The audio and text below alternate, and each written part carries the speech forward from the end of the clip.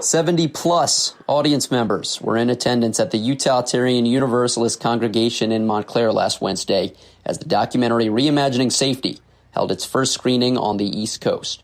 You don't have tickets? Okay. So I looked at that. You are. Yeah. We have what we believe is a powerful, thoughtful, and provocative program tonight. Tickets for the screening were free on the basis of raising awareness to locals on police brutality and prison abolition. A very personal choice. Let's go to suicide. This was his famous work, Suicide. Remove kids at that moment if you suspect something to a certain level. For those police officers who do plan on watching the film, Director Matthew Solomon hopes they can keep an open mind. I think when we can take our emotions out of analyzing the things that work and don't work, and if police officers are watching this, if they can get curious about what's being shared in this film and what are the lived experiences and what are the statistics and what are the proven factors that show that the jobs that they're doing actually create more harm and put people at risk versus keeping people safe. If they wanted the right people to frame the defund the police discussion the way Matthew just did in this documentary, they can. This is rotten to the core. This is white supremacy to the core. Don't tell me we need implicit bias training for these people.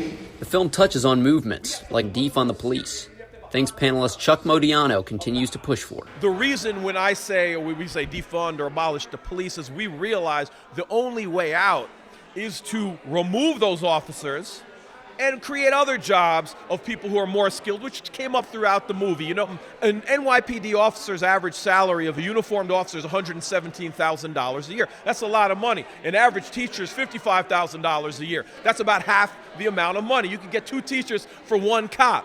Let's do that. So we're talking about a transfer of cops. And if some of those cops who actually would be good in those areas want to do that, then let's funnel them that way too. There's a lot of money. The film also delves into politics and the role it can play in shaping not only the social fabric of society, but also in our interactions with law enforcement. In New Jersey, we have some of the most corrupt politics that you can possibly imagine, some of the most corrupt politics in the country. And you see how this spills over when it comes to injustices in policing. And for me, my entire mode of being is getting rid of the corruption here and making sure we have politicians that are working for the people and not working for interests like the PBA or, big donors or any of those things. If we're protecting and serving, what does that really look like? And if what we're doing isn't what it looks like, which it's not, then what could we be doing? And I think that would be a big win if people could, watch it from that perspective. The release date for Reimagining Safety is still to be determined. However, if you'd like to see the next screening event, you can follow the filmmakers as they travel 3,000 miles west to Los Angeles. Reporting from Montclair, New Jersey, Ethan Snem, NJUrbanNews.com.